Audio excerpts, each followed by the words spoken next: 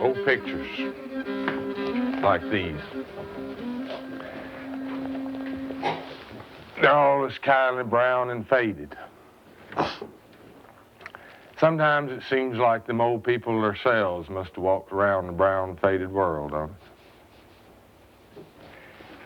When you listen to them talk about the way things used to be, sit back and hear them spin them old yarns. They'll weave a story for you about a time full of color. Well, all the old people down around in here that love telling bits and pieces of this story, I reckon I'd rather listen to an old man from up on Kingdom Come Creek over here in Kentucky.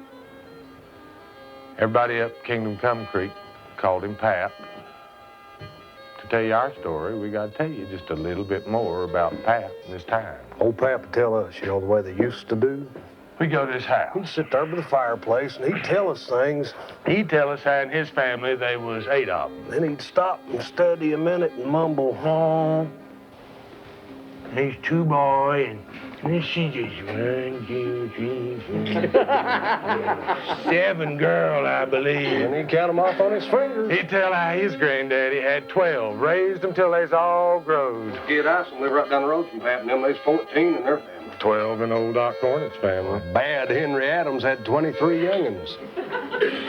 Ain't nothing. Ain't nothing. Folks just plumb give up trying to count how many Devil John Wright had. Pap said people used to raise big families back in them days. They'd go to the field to go working. They could flat deuce some work. Said people was friendly back then. Yeah, seems like they enjoyed their way of life more than what they do today. Back then, they'd have big get-togethers. Or they'd have more fun working. They'd hunt for them old stew balls at the corn shuckers. Them log rollings, the corn whiskey. And the apple brandy made the work go awful good. Like as not now, they'd have them a wrestling match. And some fool would get a little bit tipsy and drag a banjo out of the corner and start picking on it.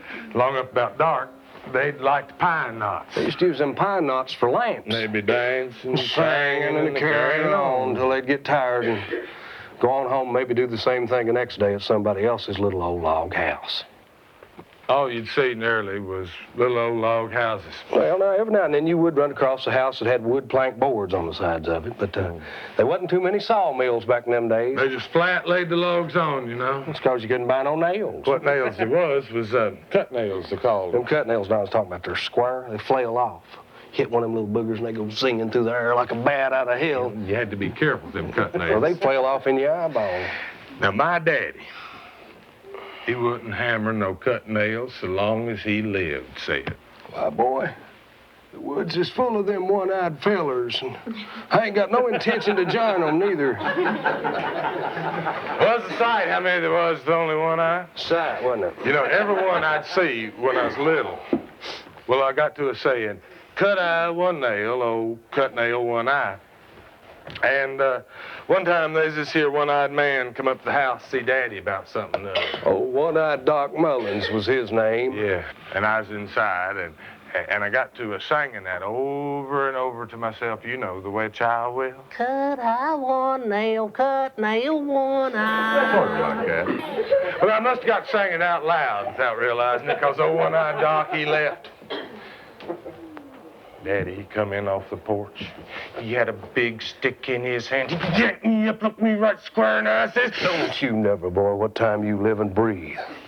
Don't you never ever let me hear you making fun of nobody like that again. And then he lit into me, and with me hollering, I never meant to, Daddy, ever bled Flail the living daylights out of me. I tell you, I thought I was awful ill-treated to have got that whooping. You ever felt like that? I pouted for a solid week.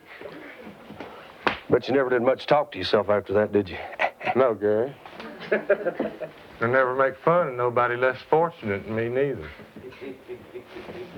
Pap taught school for 9 years. He taught for $26 a month. That old man had to furnish his own broom, Bucket, dipper, coal, all that on $26 a month. Yeah, I worked hard. Pap would say, And it weren't a case of work or starve. Honey, it was work and starve. old Pap got tired of teaching school, so he decided he was going to go out and get him an honest job. He went to work in one of them stave mills. That's where they make them wood barrels they put all that good liquor in. Pap was a timber cutter. Used to be all sorts of timber back down in here. Like what they ain't now. Virgin timber. Why, in them days, it wasn't nothing. To see a poplar tree 6 or 8 foot through and just straight as an arrow for 200 foot or more. They'd use sometimes 6, 8, maybe even 10 yoke of oxen to snake them logs out of here. I'd see 12 or 16 or 20 of them big old oxen hooked up onto a log that big around. Man, a cracking one of them big old long ox whips over their heads. That whip would come down, you could just see the fur fly. Just as soon as that driver man started whirling that Them whip. big old oxes would shake her heads. Oh, They'd twist and swirl. the yokes would start to creak.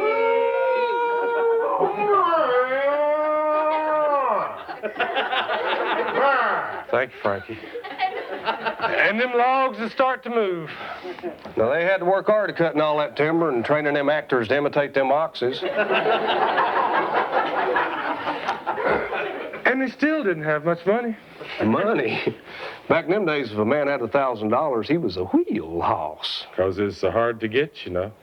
And if you ever was to see somebody go by in a horse and buggy, you'd say to yourself, Look yonder. Yonder goes a rich man.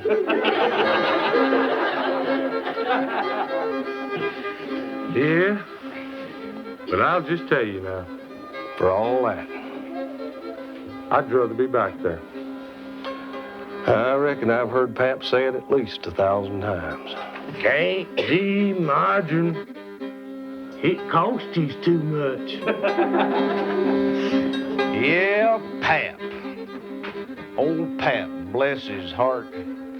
You know, he could tell a lot of tales like that about old times. And Pap said one time when he was a boy that them foxes got to stealing chickens so bad that they had to get a posse up.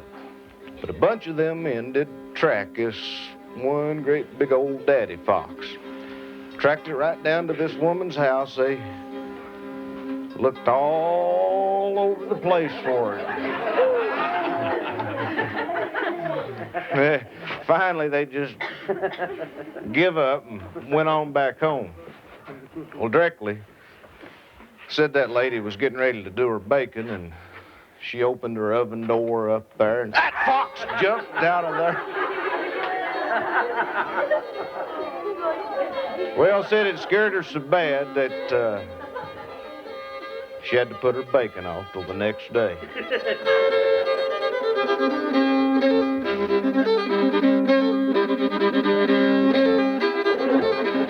You know, Pap said if he lived to be 100 years old, that he'd never forget the first time he laid eyes on Doc Taylor, the Red Fox. Pap was just a little boy at the time, about 8 or 9 years old. Pap's ma and his sister was down at the creek one day. They was down there battling their clothes. You used to have to battle your clothes. They'd get smelly and rank, you know, and they could knock you down by themselves. Pap's ma, she went on back up to the house. To finish the noon meal. Left his little sister down at the creek. Finish up the wash. And his sister, she washed along for a while, you know, and then Directly, she happened to look up and see a man standing by the thicket across the creek. Watching her. Had long red A hair, big, long, red beard. great big mole on his cheek. And in his hands was the biggest rifle that little girl ever seen. Going this way across his chest was two big belts of bullets just a gleaming in the sun. Her mouth The eyes bulged out. Jesus, I'll run in her face. She go slam the door and holler. Mommy, there's a man stuck up there at the creek. Mommy, had long red hair, had big red beard, had a big gun. Mommy, it looked like a cannon. Mommy, he's gonna kill us. Daughter, if you don't quit shaking like that, you're going to pee in your pants.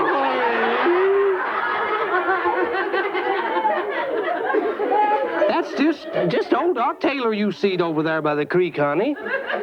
He'll be on up here to the house directly to get himself something to eat. I hope.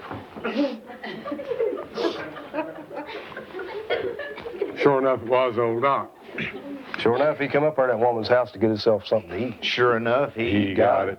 And Pap's Ma, she seemed awful glad to see Doc. Them two sat and talked for a long spell about this and that and the other. Long before Doc left there that day, Pap's little sister got plumb struck on him. Oh, she thought he had the gentlest voice and the most fascinating way of talking she ever heard. As soon as he walked out the door, she started wishing.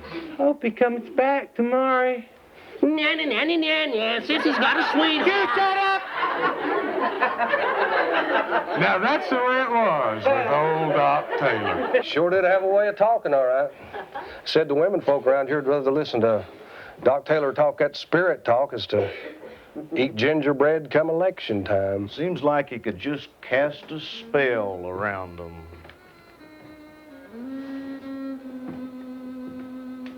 Or something like that, anyway. Yeah, he was a woman's man, that was now. Lord, was he ever. He done some spell casting. Let me tell you now, he's the very one that all the women all around down in here called on when it come to birthing babies. Doc Taylor, you know, he couldn't be beat birthing babies and curing the flux. Oh, God, Frankie, the flux. It's a deadly disease of the bowels. Starvation dysentery is what it was, more like it. And it killed people, killed them by the dozens back here in these mountains when it's so bad. Pap said the flux used to reach into the best and finest of houses around here. He also said there wasn't many people around what could cure it. Doc could. You know, it seemed like Doc was just a natural taking care of people. Always had been. One time he was a young boy, about 17 or 18 years old, said he walked out in his backyard one day. Seen one of his little brothers running along there with his nose cut just about clean off with the sharp edge of a double-edged axe. Took one look at that boy. Another look at that nose. Went back in the house, sir. He got one of his stepmammy's silk handkerchiefs. Unraveled that handkerchief, made him a thread. Got him a needle and went back out there and held that bawling, bleeding, squalling little boy down and sewed that nose back on so good. After it healed, they said you had to look twice to see every sign of the scar. You know, Doc had a special way of taking care of people when they get sick. Seems like hardly ever would charge. None of his curing neither. This is one old man, this old pack peddler, used to travel through the hills there selling pots and pans. This old man used to tell us a strange story about how Doc Taylor had saved him after he got waylaid. In 1890. I was coming across the Pine Mountain. And over at that spring at the Scuttle Hole Gap, there's a bunch of rogues ambushed me. Oh, they shot me up with pistols and cut me up with knives and it just throwed me over in an old laurel thicket and left me there for dead. And when I come to, I sure enough thought that I was dead and I had gone to heaven. Oh, you see, I wasn't in that laurel thicket no more. And I could hear somebody singing that sweet old hymn, how firm he foundation he sang of the Lord.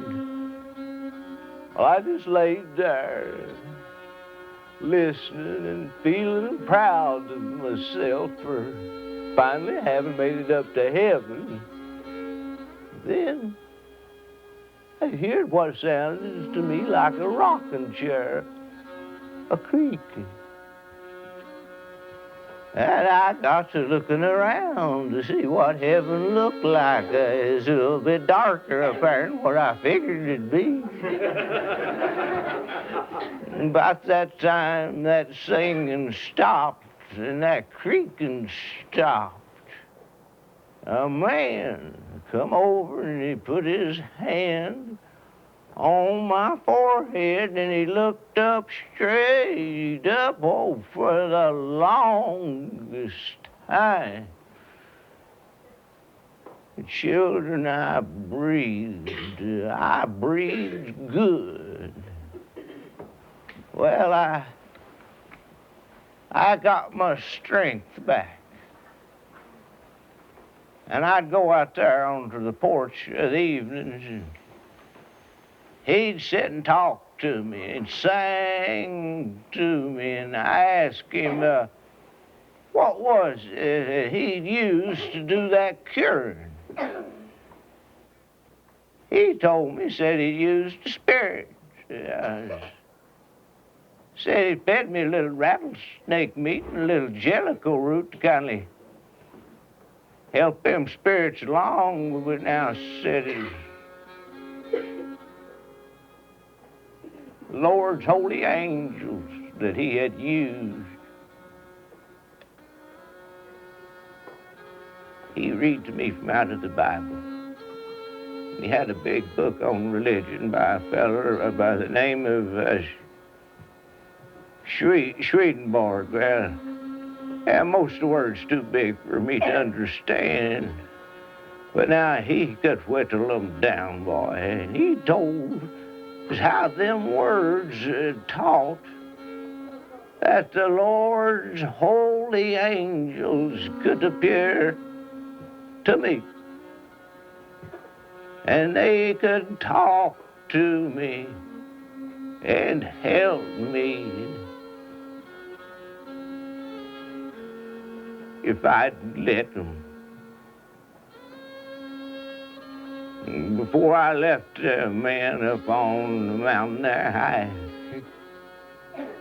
see the Lord's holy angels. They've appeared to me time again. And now, I thank Doc Taylor for bringing them to me. He's old red fox. Doc sure did have a way of preaching about the spirits, all right. He ought to have had a way, because he was a preacher. He'd been a preacher since way back during the Civil War. See, when the Civil War got started, well, like about everybody, Doc joined up. But it didn't take him long to see what was going on and quit. Come on back, set into preaching. This here Civil War is too ungodly business for a man to be taking part in. A lot of folks didn't find that war too ungodly.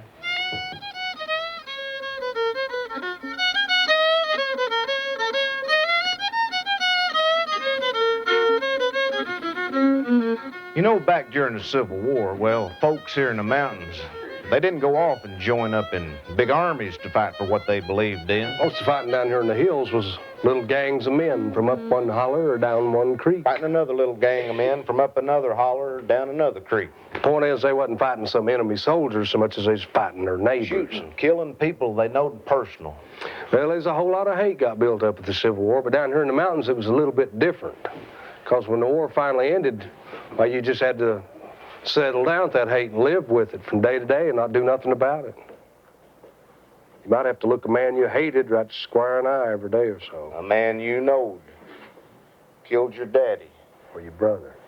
Your son. All them old feuds you've heard about? The Hatfields and the McCoys. Heard about the Hatfields and McCoys, ain't you? The Franches and the Eversoles, the old Clave Jones War, and on the likes. And they all come about on account of these here old Civil War grudges. Well, down here in the mountains, the bloodiest and the nastiest part of all that Civil War fighting all happened in a little place over yonder called Pound Gap. South of the Cumberland Mountains. Right there was bottled up some of the worst hate you could ever hope to see. Now, right there at the foot of the mountain. On the Virginia side. There's a little stretch of road. Called the Mud Hole? Yeah, where the road used to go right smack dab through a long swampy place there. Half a mile. Now, when pack peddlers, after the war, when they'd come through there with their goods all loaded heavy down on wagons. Honey, they'd know they'd be having to go through the mud hole. What they'd do is they'd bunch up together over here, yeah, and around the Wise courthouse. They get 6 or 8 wagons and a wad in order to go through there. They'd get to the mud hole. Take all their teams loose. Hitch them all together. Pull one wagon through. Go back. Hitch up to the next one. Pull it through. Keep on like that till the very last one was through. Then they go on across the mountain. See ya, Gustav. Go their own way. Well, you can see that the mud hole got to be kind of a natural stopping place. Well, if you've ever been married to a hind-ended mud, you know what we're talking about. So right there got to be a bunch. Now, I ain't talking about 4, 5, 6, or 7. He's talking about a bunch. I'm talking about a bunch of what they call public houses. Oh, Lord, what's the world coming to today? A man can't go through the mud hole without getting his neck chopped off. His wagon robbed, Lord. I've seen it with my own eyes. I've gone up there and I've laid down in the bushes, Lord, and I've looked right down upon them. Yeah, they gamble, Lord, sell whiskey, Lord, or keep loose women, Lord. There must be 10, or 15, or 20, Lord, too many of them public houses. Right there on that half a mile stretch. Now, like we said before, right in there was a whole hell of a lot of hate built up. So, what was all that drinking? And all that gambling. And all that carrying on. And all that hating. There was bound to be trouble. It got to the point where there's a shootout every day in that mud hole. Nervous feller stayed out of there. Mud hole got to be a rough neighborhood. Took a lot of liquor. And a lot of apple brandy. And a lot of Moonshine. Moonshine. to satisfy it. I reckon there ain't no need in telling you folks. Go on and tell him anyway, Don. That's what we come up here for. But there's a lot of satisfaction Now, he's talking about cash, you know, money jingle in your pocket. to be made from what they call shine in the mud hole. There's a lot of men would kill to get that satisfaction. And did.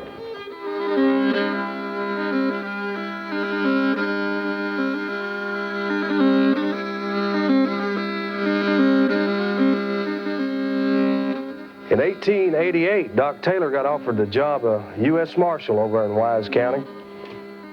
To try to stop some of that killing, clean up some of that mess. He took that job. Right from the very first day he pinned that badge on, he started crossing some of the baddest of that bad mud hole bunch. The baddest, bad man in the mountains was a feller by the name of old Bad Tout Hall. Now, everybody all around down in here had heard about Bad Toutin' Hall. And these stories is how he'd killed 99 men during his career. And that's because he got started killing young. Tout killed his first man before he even got any pimples. He was just a young boy, about 13 or 14 years old, and the Civil War had been going on for quite a spell. Tout's daddy had got him a name in all that Civil War fighting, of Bad Dave Hall. And Tout, he wanted to be like his daddy. About more than anything in the world. I want to be like my daddy, yeah. He was just itching to get himself a bad name. Just like my daddy, old Bad Dave Hall, yeah. Tout here had fell in with a gang of full-grown men. What was the fighting on the Confederate side? You know, we was a kind of running and hiding and ambushing up there in the mountains, you know. Anyways, this gang, see, they come upon one of Tout's uncles who's siding with the Yankees. Henry Migrant, why, that's my old Uncle Hank right there. So they decided they was going to kill Henry Maggard. Hey, would you fellers let me shoot my uncle? I can do it. Well, this gang knowed that Bad Tout had been itching to get him a bad name, but they didn't know how bad, so they talked it over and decided. Sure, hell, why not? Let the boys do the killing. Hell, Uncle Henry. And Tout. He up with that big hog rifle of his. Hurry up, boy, we ain't got all day. He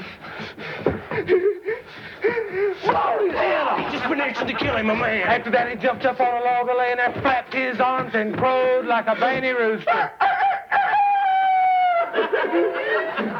Well, from now on, they gonna call me Bad Tout Talk. They ain't nobody. They gonna call me boy again. It was right after this, Bad Town Hall first fell in with the feller that was to become his lifelong buddy, Devil John Wright. Now, Devil John, he was 19. Something of a soldier. And they got along. Good. Especially him and Touts being hunted by a bunch of Yankees. John, there must be 150 of them. Ain't no telling how many bloodhounds is either. Well, now they know that it wouldn't be long before they'd catch up to him. So they, come here, boy, you and me. We're going to talk this thing over. We're going to decide now. Boy, we're going to decide to put up a fight. Not be nobody's prisoner. That's right, boy. You got it. We're going to sell our lives for as much as we can get out of them. There'd come a hard rain the night before. And when the fight got started... Well, their darned old guns was soaking wet, jammed up. They wouldn't shoot. Why, they ain't worth the tits on a boar hog, John. So there wasn't nothing left for them to do. But run, they hit the bridge. Johnny got away. Hell, he got hung up in that brush and was captured.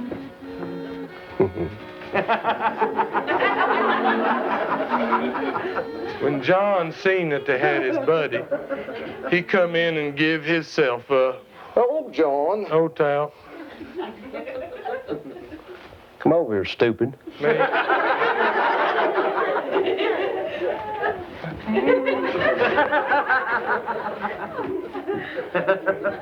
Now, as luck would have it, the captain of that posse What took him? That's me.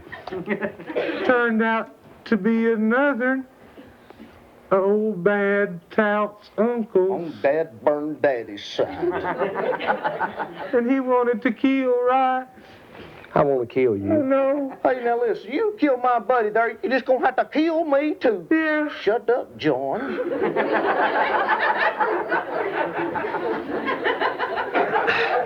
Now, you little boys is rebel soldiers, ain't you? Yes, sir. Now, I'm an officer in the Union Army, ain't I? Yes, sir. See them there stripes up there on my shoulder? See them? Yes, sir. Now, I know you little boys like running up there in them hills and chasing after them little girls and shooting them little old guns off, don't you? Yes, sir. You want to keep on doing that just as long as you can, too, don't you? Yes, sir. Well, I tell you what I'm going to do, boys. If y'all don't quit your damn rebelling ways and join up with me in my army, I'm going to send both of you up to Confederate heaven. Huh? so there wasn't nothing left for him to do but to switch sides. Join up with the Yankees. I reckon them two didn't know or care who or what they's fighting again by this time. He's just into that fight. So Devil John and Tout made them some real good enemies on both sides of that there Civil War. Don't you see?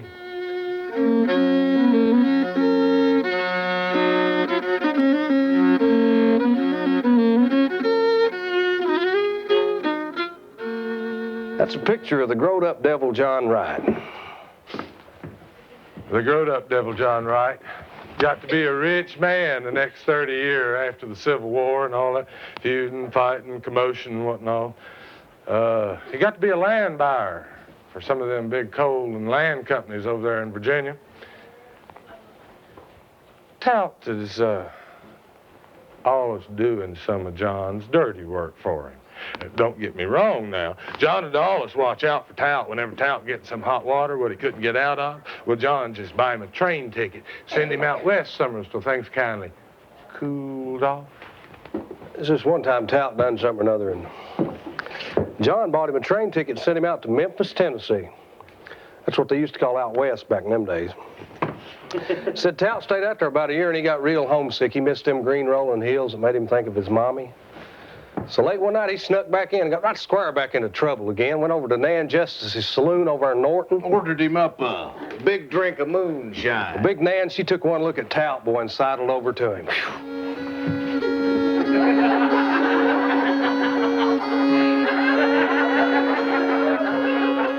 Long time no seen, big boy. How things been? No, pretty rough, Nan. Pretty rough. I've seen lots of botherment since I left these parts here.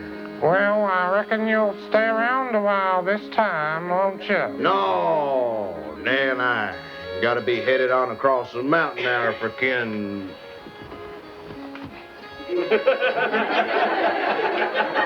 Kentucky, but I reckon I can stop and see a couple of my old friends. So Nan and Tout got acquainted all over again. Directly one of Tout's old drinking buddies. Heard he's in town and come looking for him. Miles speech. They tied on a big one. Directly, the sheriff of Norton come in and said he's going to arrest Tout's drinking buddy for stealing a watch. What you talking about? I can't even tell time. What the hell good would a watch do me? Beats me, buddy, but you're under arrest. Tall. Shut it! Oh, shit, Tout, you shot the sheriff.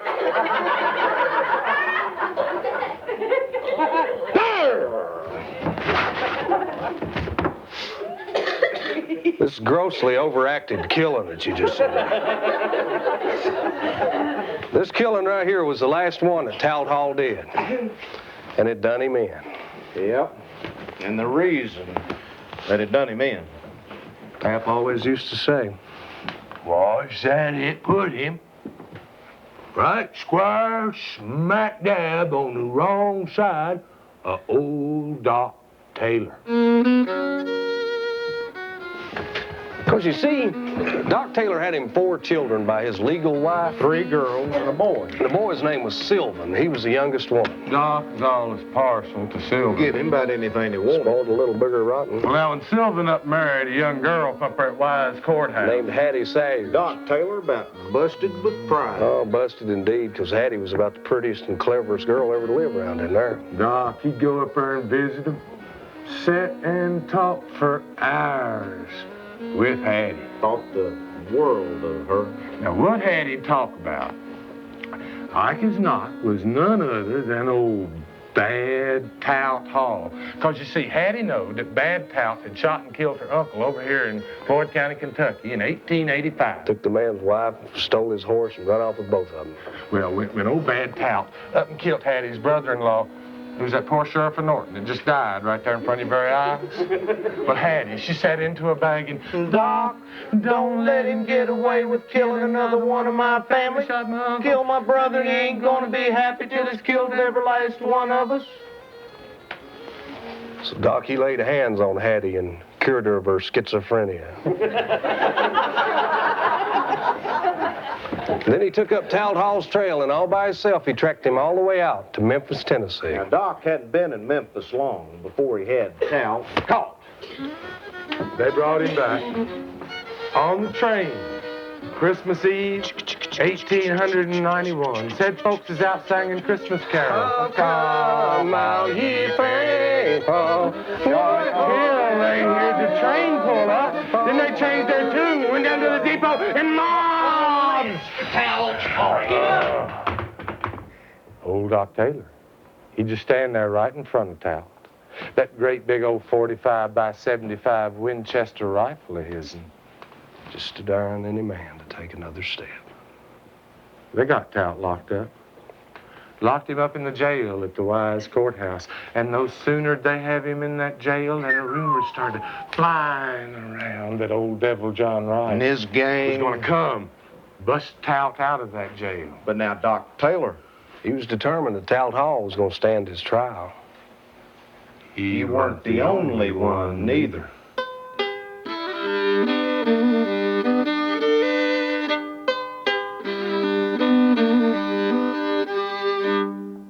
It was was about this time that a bunch of rich city folks figured there's a lot of money to be made down here in these mountains. They just figured They'd be the very ones to make it.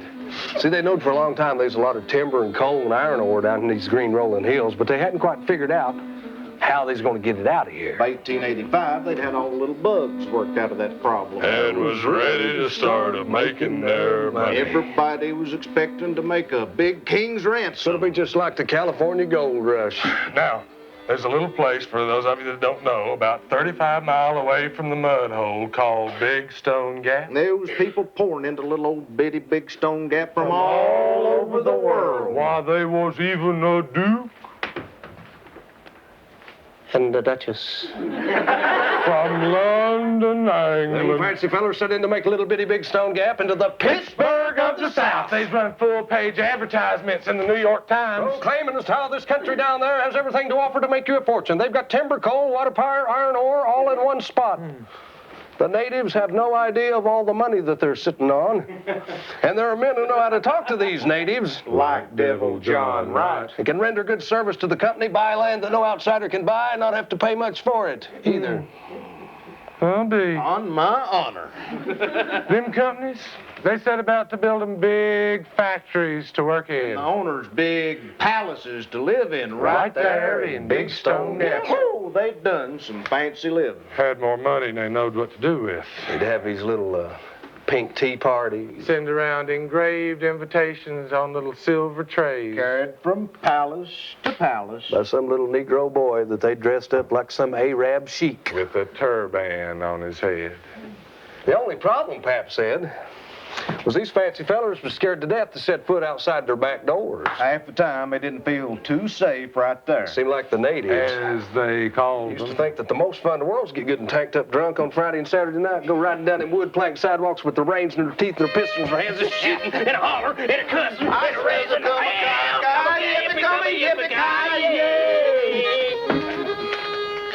This uncivilized behavior did not sit too well with polite society.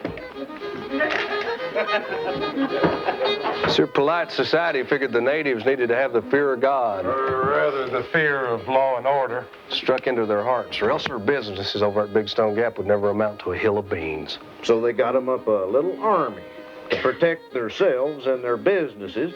They called it the Home Guard.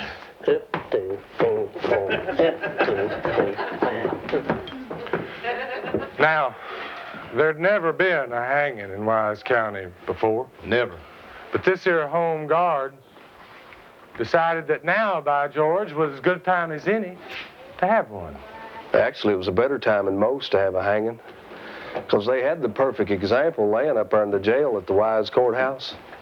The most famous bad man of the mountains, remember, old Bad Tout Hall. And what with all them rumors about Devil John Wright, His gang. busting tout out of jail, that guard, they shut down their businesses at Big Stone Gap, and every last one of them picked up, transported theirself the 20 mile up to the Wise Courthouse, rigged them up a little fort around the courthouse and the jail, and they took up a 24-hour watch. Well, now, they kept so many chains on poor old Tout Hall. Around his feet, Around his arms and his hands. Around his neck. said it would have took a mule to move this big mule. And they got him tried. And they got him convicted. And that new judge down at Big Stone Gap did something that no other man had ever done around here before. He sentenced Tout Hall to hang by the neck. Right after the sentencing, the guard put Tout on a train, shipped him clean across the state of Virginia to Lynchburg for safekeeping till the day come for him to hang. You know, Doc Taylor didn't take too kindly to all these goings-on down at Big Stone Gap.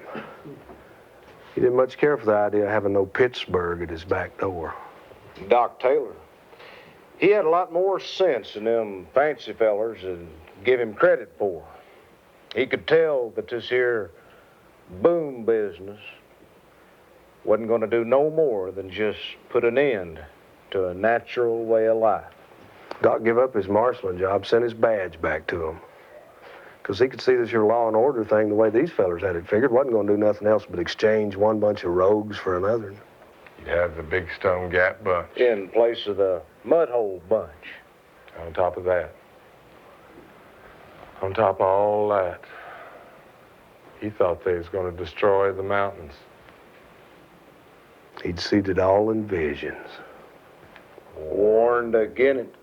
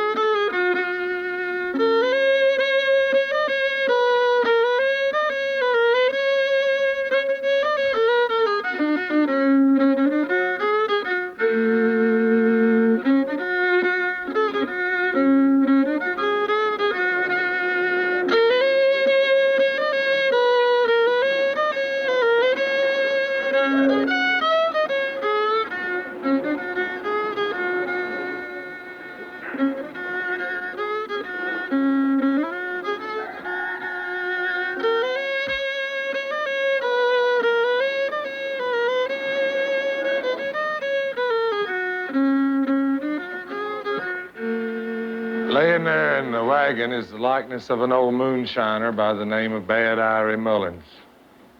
Mean as a striped rattlesnake. Didn't care about nothing or nobody. Besides making moonshine himself, Bad Irie used to run liquor from down in North Carolina. Made a lot of money doing it. One time on a run of liquor from down in North Carolina, Bad Irie got in a fight with the law down there, got shot square through the neck, got paralyzed. But he didn't let that stop him. He just took all that money of his and hired out his work and his killing done for him.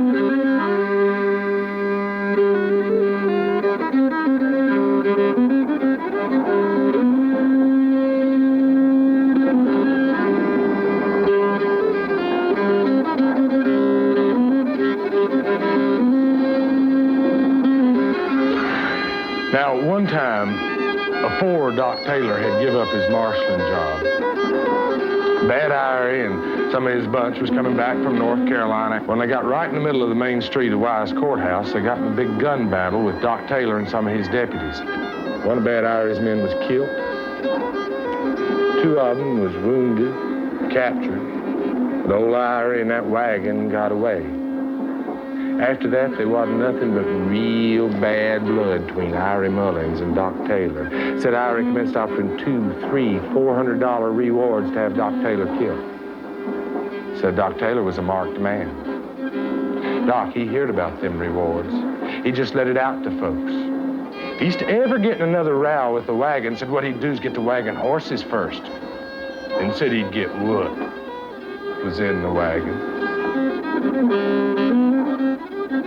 This day right here, supposed to be in 1892. Bad Irie and his bunch had gone back over to the old home place over here in Kentucky, there on Elkhorn Creek, to do some dealings. Now, on Saturday morning, along about 9 o'clock, 7 of them left out of there, headed back across the mountain for Virginia in the mud hole. Irie's wife, Lorenzi, was carrying more than $1,500 hid in a little money bag up and under her top skirt. Everybody noted.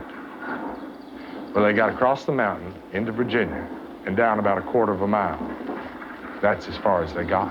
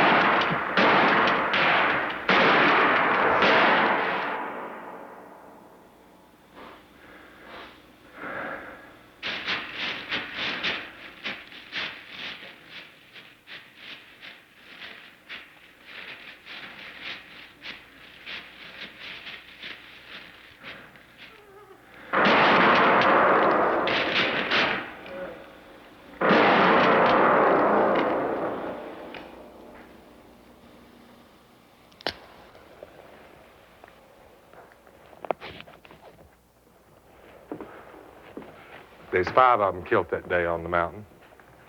His boy John, he got away. He said when the shooting started, he took off running and he never looked back. They shot his galluses in 2. You know what galluses are? They used to call suspenders. Shot him clean in 2 right here. He got away, though, and never seed nothing. Ira's sister Jane, she got away. Said they told her to run. And at first, she said she didn't have no idea who them men was. They's way up above the road, down in behind some rocks, had green veils down over all their face. Now, in a few days, that woman changed her story around complete. Said she recognized him. Says old Doc Taylor and some of them boys he run with. Everybody all around. No, there wasn't nothing but real bad blood between Irie Mullins and Doc Taylor. And when they went up there that day on the mountain to get the bodies, they found dead wagon horses, and everybody remembered. Everybody remembered what Doc Taylor had to say about them wagon horses. So naturally, a lot of folks started laying the blame to Doc. They got up big rewards for him. Big posse set up out after him, and Doc, he set into scouting out. Oh, now let me tell you, around here, there's just all kinds of what they call scouting out stories about Doc being able to slip through the woods unnatural like.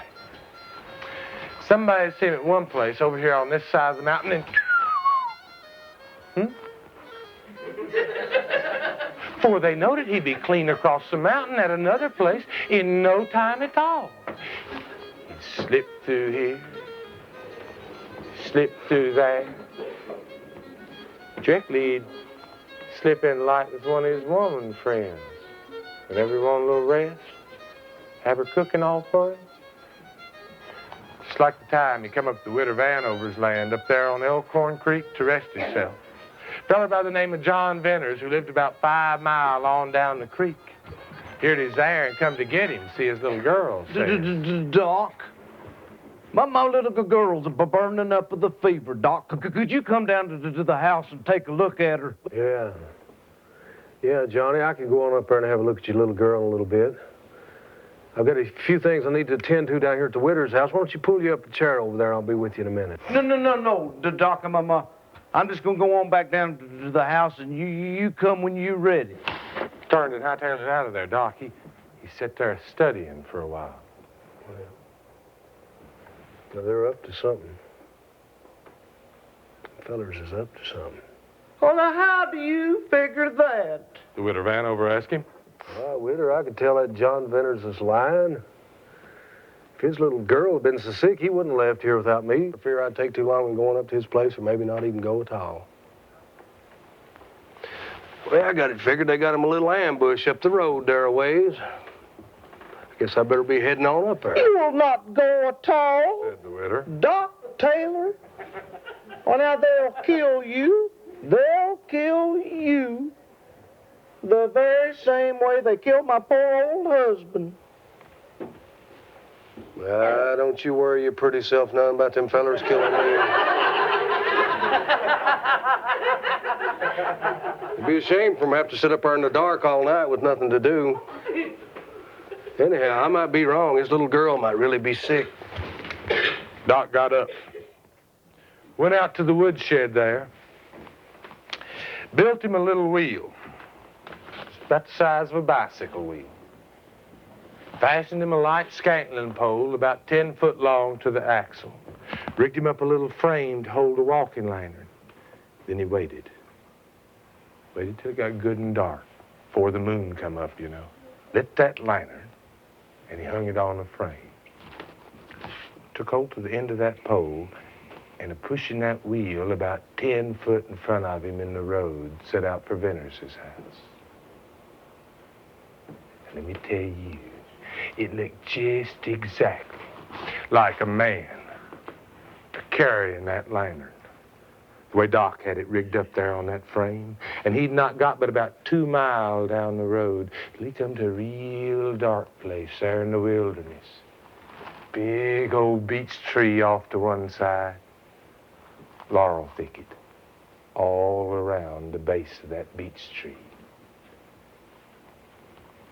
And that wheel, with that lantern on it, got plumb smack dab even with that beech tree.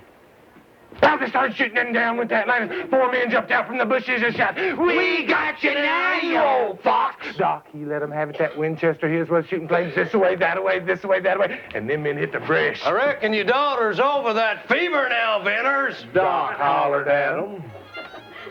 Now, just to make sure, Maybe to get a little laugh. said he went on up there anyhow. And sure enough, that child had broke her fever. Said it was a holy miracle.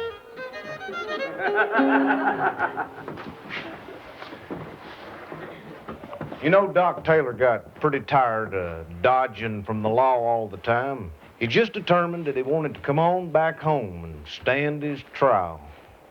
But his son Sylvan said, Paul, you ain't got a snowball's chance in hell of getting tried fair. Law ain't cost a lot of money since the Big Stone Gap bunch took over running things. What do you expect me to do, boy? I've been working up a little plan. Yeah, baby. Yeah. We'll get a dry goods box and put you in it. Don't lie after you heard me out, Paul. We'll fix it up with rations. We'll fix a little lat so you can get out when you want. And then we'll take it down and we'll put it on a train like it's going up some of Hattie's people up in Cincinnati. No, I don't want to go to Cincinnati. You ain't got to go to Cincinnati, Paul. When that train gets to Bluefield, West Virginia, you come out of that box and get you on a train for Florida just as fast as you can. Now, you will like it in Florida, Paul. so Sylvan, he went out and bought his daddy a full new suit of clothes. Got a big old box. Put Doc in it, wrote to Cincinnati on the top, took it down, put it on the train. Now, Doc Taylor, he's out of there. As luck would have it. Somebody had told the authorities what was afoot. And when Doc climbed out of that box in Bluefield, There was 2 great big old detectives just a-standing there. waiting to grab him. Kindly tight quarters there, Dr. Taylor. As you headed, Summers? Well, I was kind of thinking about going down to Florida for a little rest. Eve eyes. Yeah, thinking about it. I guess we'll be headed back to the Wise Courthouse, huh, boys? Yep.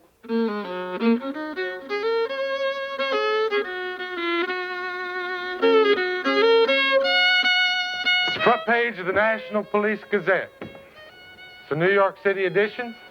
The date on it's August 20th, 1892. First paragraph down here reads, 2 of the most notorious outlaws and murderers in southwest Virginia and eastern Kentucky are Talton Hall and Doc Taylor.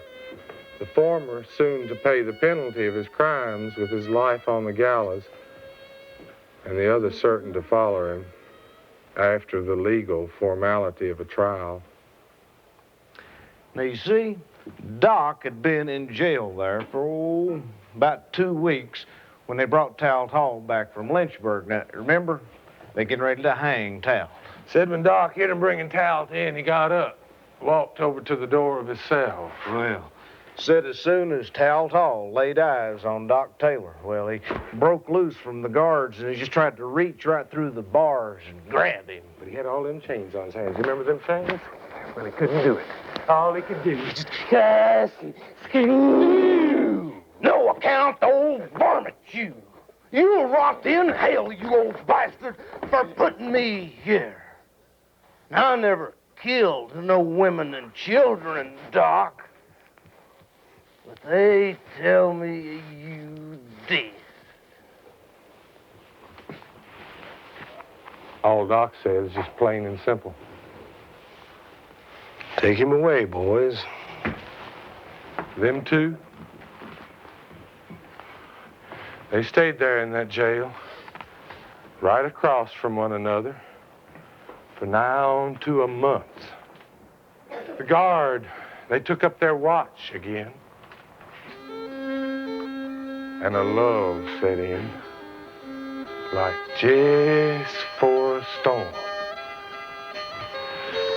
Rumors was going around that old Devil John Wright, Talt's old buddy, had patched up his differences with his old clan enemy, old Clave Jones. Now the reason that Devil John would go so far as to patch up his differences with a feller that he'd been fighting for 30 years was that Clave, they said, had a cannon. And Clave, they said, had a Gatling gun. And Clave, they knew, had a whole desperate gang of men of his own. And the talk was a-going around that them two was going to pool their weapons and their resources, dynamite the town of Wise, batter that jail down to powder. That Devil John Wright meant to have Tout Hall. Well, you all could just imagine what the condition of them guards' nerves was. Some of them guards was accusing cows of being spies. While all this was going on, Tout's day to hang come closer and closer. He wouldn't eat nothing at all, hardly. They just kept feeding him more and more whiskey. Tout Hall had been having these hallucinations about little yellow birds chasing after him all the time. You old fellers know what hallucinations are. That's when you see things that ain't there. Now, that really happened one day. It happened right after he killed that sheriff, remember? Well, Tout, he hightailed it out in the woods and get away. He run all day long. Finally, he come to a big spring there and laid down and rest himself, kindly figure out what he was going to do. And then all of a sudden, the brush all around him just come alive with little yellow birds. There's just hundreds and hundreds of them, and they was just a-chasing him and a-scolding him, and Tout would try to fight them off, but them birds, they wouldn't leave him. And he'd grab a hold of the brush that they was on and shake it. But them birds, they'd just come right back at him.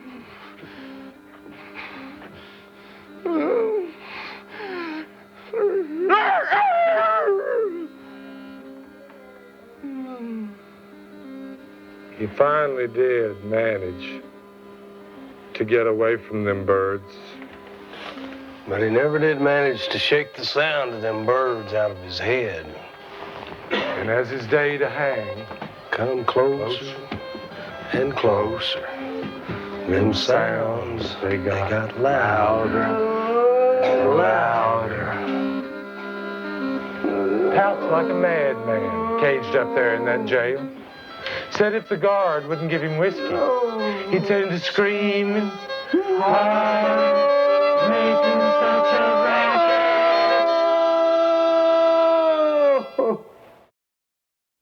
Finally, one of them guards would take pity on bad Tout, break down and buy him a bottle of whiskey. Said Doc Taylor, sat there in his cell Right across the hall. on a hammock. Just calm as could be, they said. Reading out of the Bible and trying to sort things out for himself.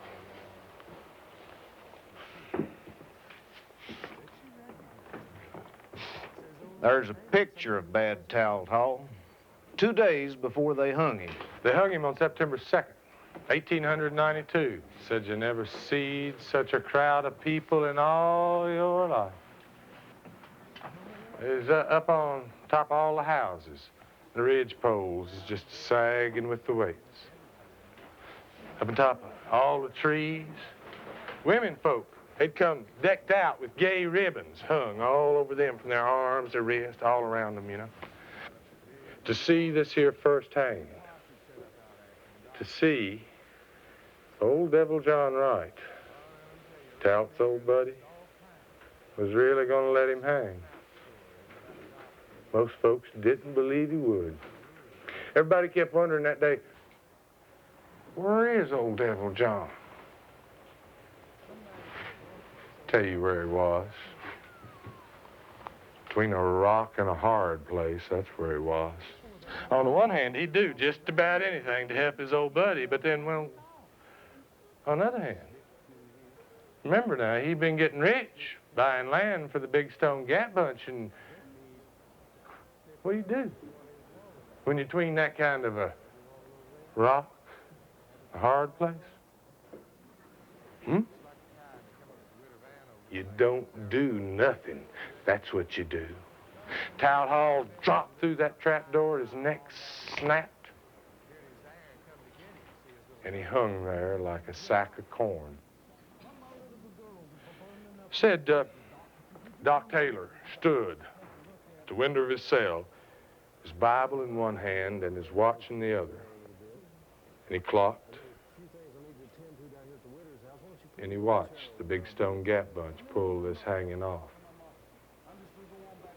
Watch this here new law start taking its course.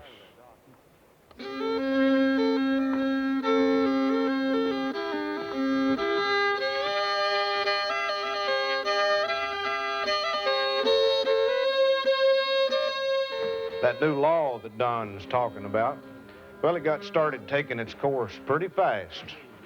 You see, they had Doc's trial on a Monday just after they'd got through hanging Tout on Friday. Folks up at the Wise County Courthouse says, well, now listen, all this excitement is over with. We got to get back down to business. Early that morning, a great big crowd of people all gathered in the courtroom there. Pap said there would have been even more people come to Doc Taylor's trial, except for one small fact. Devil John Wright had put pickets over there at the state line at Pound Gap, armed pickets, to make sure nobody crossed the mountain from Kentucky, unless he wanted them to. Directly, the law brung in Doc. And the judge said, Let's get this here thing started. Then over 100 witnesses started coming up, one by one. Our sister Jane. Well, now, they had green veils down over their faces, but I could see them. I could see them right down in behind the rocks there, right to where them veils come down to their sorry, low-down mouths. It looked to me like it might have been Doc Taylor. Me and Jane's good friends. Next morning after killing, I went round over there to where they had the dead all laid out. Jane, she said she didn't have no idea who it was done that killing. I said, Jane, honey, don't you have no idea at all? She said, no. They had a black something or other over their face with a green strip of cloth around their forehead. Sorry, Blevins, I never told you that neither. You did too. And I'll swear that I never told the grand jury that they had veils down over all of their faces. I plainly said, pyart to their faces. Jane told me she's so scared when the shooting started she wouldn't even have known my husband Matt if he'd been there. And they's real good friends, too.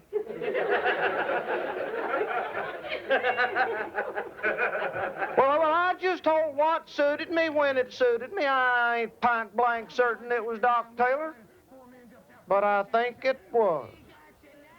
Now, I'd recognize Doc if it was a dark night, had his back turned to me, had his head cut off. Doc Taylor's bow-legged ain't another man that could acquire a walk like that one. One day last winter, me and Jane was a-sewing. All at once she looked up and says, there goes that old devil. And I says, who? She says, Doc Taylor, that old red fox. I've hated that old... She said, I've hated that old bastard ever since he caught my brother Henderson. I wished he's in the middle of a kettle of torment. It's a lie. It's a lie. I never said I wished Doc Taylor was in the middle of a kettle of torment. I wished you was in the middle of a kettle of torment.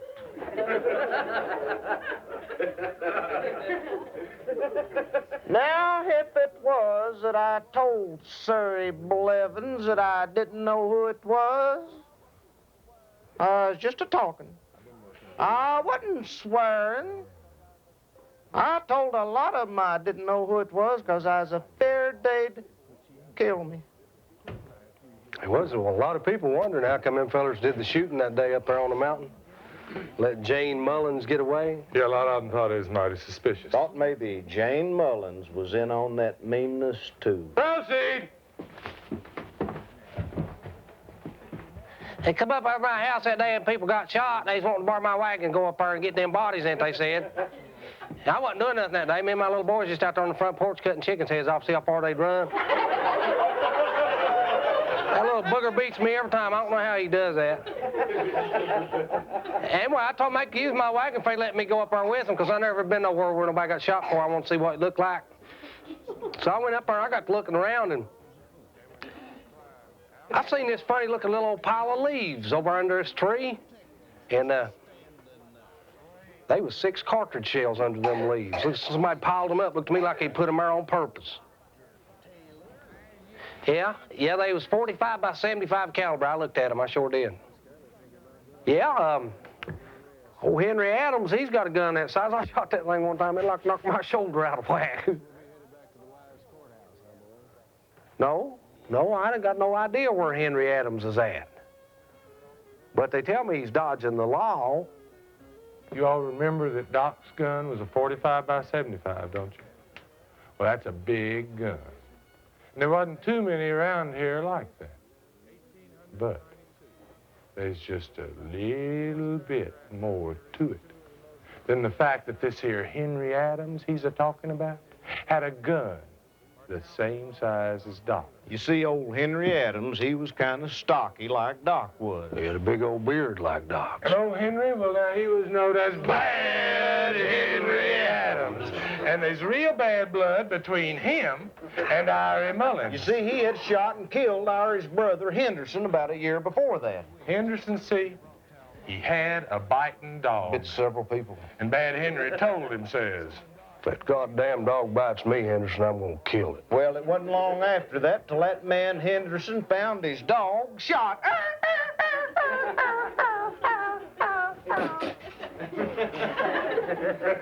Of course he figured it was Bad Henry what had done it. So he run in on Bad Henry and drawed his guns. Bad Henry sitting there at his supper table eating. Would you pretend like you're eating for me? Sure. All right. Now, Bad Henry. Keep on. Bad Henry, he never laid his guns aside. While he ate, while he slept. While he ate, he always carried his gun. And he shot that man, Henderson. Shot him without even missing a bite. Keep on. Shot him plumb straight up through the table. And that man, Henderson, just fell over right there in the supper table gravy. Dead. Shot over a dog. Of course, Bad Irie set out rewards for Bad Henry. And Bad Henry, he let it be known. Irie Mullins can stick his rewards where the sun don't never shine. I'll kill him and then the rest of that damn bunch of mud-hole drunks the first chance I get. Count on it. Doc tried to tell him that there in the courtroom. But they wouldn't listen to Doc. Proceed, Said the judge.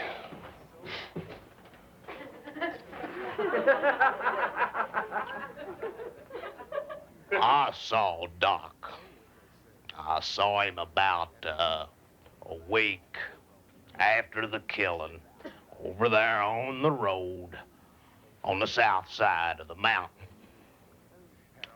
And he asked me if there was any news, and I said, no, except that murder. Well, then he asked me who they was accusing over here on the road on this side of the mountain, and I said, why, Doc, you. And when I told the man that, he never acted too natural.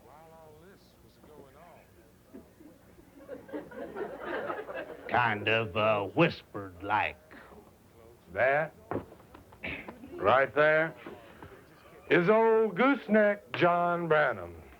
Now, let me tell you just a little bit about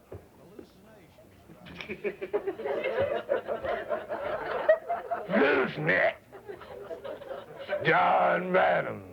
You see him and Bad Henry Adams, they's thick. Thick as fiddlers in Hades. And they run together with John Venters. Now, y'all remember John Venters, don't you? The little old man that lived up on Elkhorn Creek, came up the Witter van over his house at night to get Doc.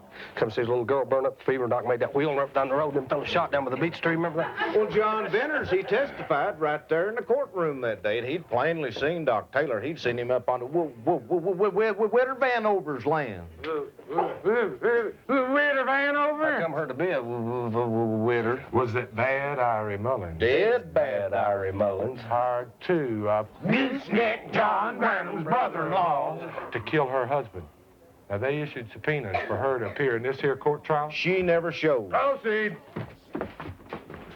There's a bunch of us sitting over there on the porch at Flannery's store. Sit over all the time, John, talking about news and stuff. And it's about a week before the killing, Doc Taylor come over and sat down. He told me this, and I remember it well. He said one day when he was over here in Virginia, somebody had shot off into Irie Mullins' bed over here in Kentucky. So I asked him, I said, Doc, if you was over in Virginia when that happened, how did you know about it? He said, the spirits told me. So I said, Doc, how come it is that a fella like me can't talk to them spirits the way that you do? He just grinned at me real sly, you know the way he grins. He said, 'cause you don't, WM. God, it made me mad for him to make fun of me like that in front of all them other fellas. So I just got on up and went in the store, and I left him sitting out there on the porch.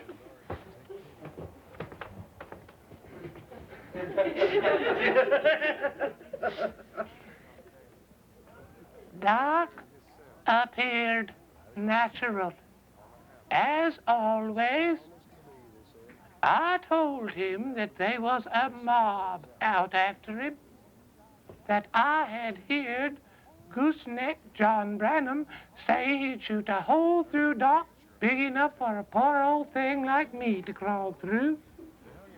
Then said he'd set fire to the body and hear the grease pile. They was all that mud hole bunch with him when he said that. There was Floyd Branham, Ed Hall, Ed Cox, Rube McFall, Granville Cox, all of them. They's a rough bunch. We ain't no rough bunch. Neither certainly ain't a rough bunch. For Doc Taylor. Back in the infernal revenue He didn't business. pay us no good, so we quit him And cussed him. He's all the time trying to get me and him to go kill Ari's brother Henderson. But we wouldn't do it. He said, but Dad's. said he'd already put a man out of the way once. And He said, damn. Your Honor, I heard him. He said, he damn. said, damned, Your Honor. Damned if he wouldn't do it again. we thought it was all talk. I never thought that man meant to go out there and start shooting at nobody. Now, we went and told Ari about it just in case. We don't care for Doc Taylor. Oh, it's a son of a gun.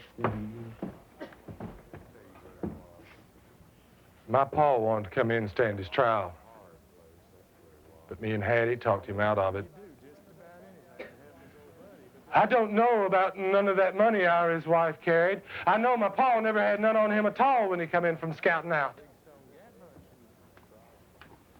Come time to present the evidence there in that trial, Doc's lawyer had this big smile on his face when he brought Doc's gun up there. That big old 45 by 75. Showed it around, showed how when the firing pin of Doc's gun hit the bullet. Hit right square dab in the middle. But them shells they found up there under that little pile of leaves that day at the killing, them shells had been hit on the edge. From a rimfire gun. And Doc's gun was a center fire. Then the judge, he asked Doc if he had anything more to offer. Doc said, No, I reckon not.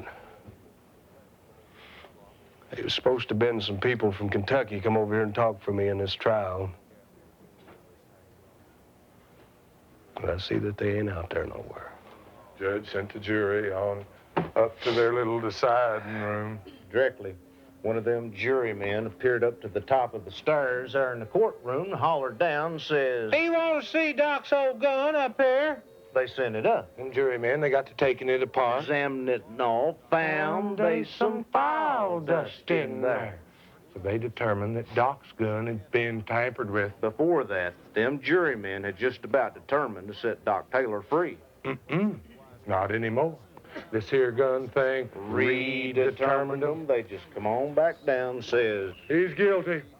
You know, the funny thing about all that gun evidence was the fact that Doc Taylor never did get a chance to explain to the judge or jury or none of them that he hadn't even seen that gun since the day they pulled him out of that box at the railroad station.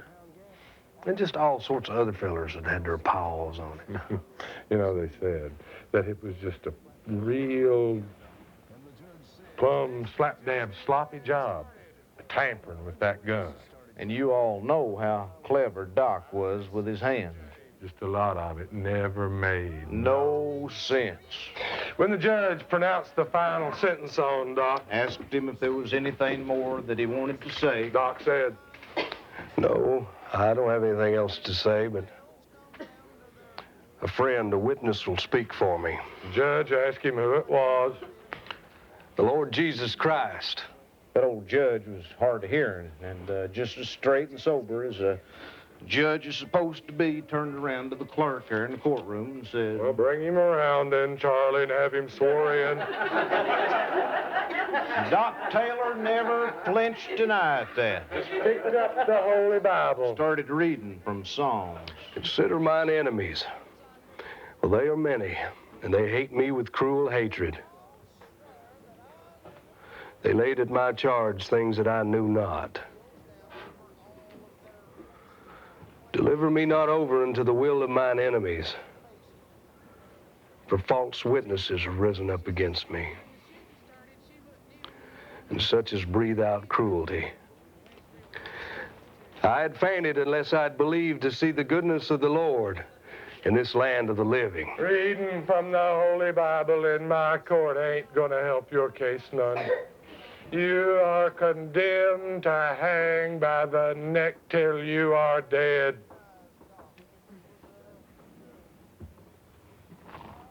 That's the judge. The prosecutor and his wife on their wedding trip. Doc's lawyer. The sheriff and his wife. It ain't their wedding trip. That's the hangman. And there's the Wise County gallows.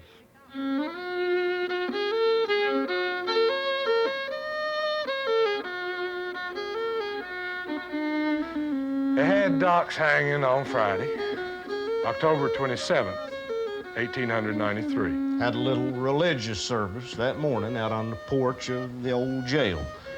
Doc had requested it. It drizzled rain off and on that day, but there's a pretty big crowd of people come anyhow. Pap's whole family went to it. You know, Pappy's just a little boy at the time. Said he couldn't wait till they brought Doc Taylor out there. He wanted to see that big red beard and that long red hair. That day they's both cut real short. Doc had on a snow white suit. Pap's ma told him as how Doc's shy, retiring little wife, Nancy, had made that suit for him out of an old white linen tablecloth. That was an emblem of Doc's innocence. Pap says that's the one word in the English language he's sure the first time he ever heard. Yeah, remembers his ma explaining it to him. Explaining is how the book of Revelations talks about heavenly armies upon white horses clothed in fine linen, Clean and white. Doc, he preached for a long spell that day. He talked about how that old diabetes condition of his had him run down. My body's almost gone, friends, but my neighbors, my spirits is good.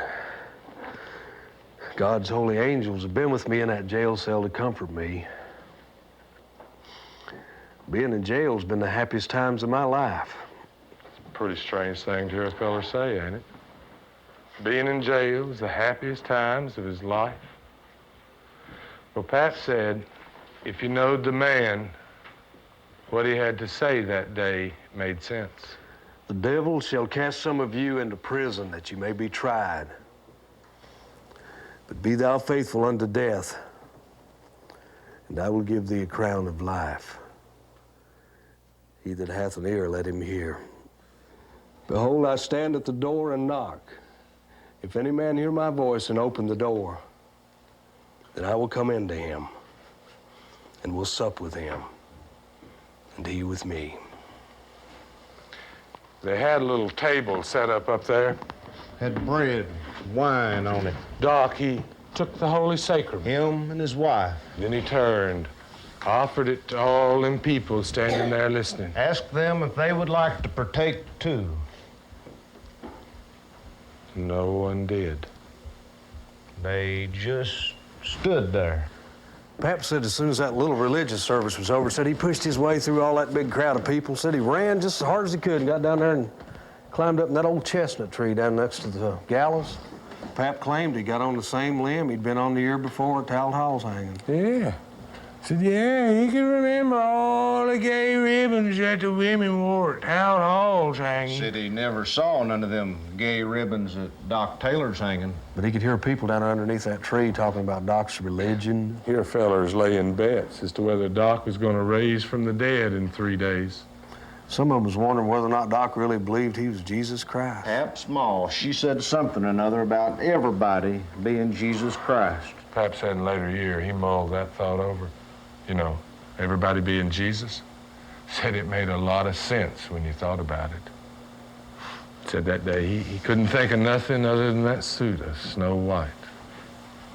At 2 o'clock that afternoon, they brought Doc out there to the gallows. The gallows was completely enclosed. It's a box, you know, 16 foot high. 16-foot square. Doc stopped. Looked up at that box. Sort of like he was surveying it.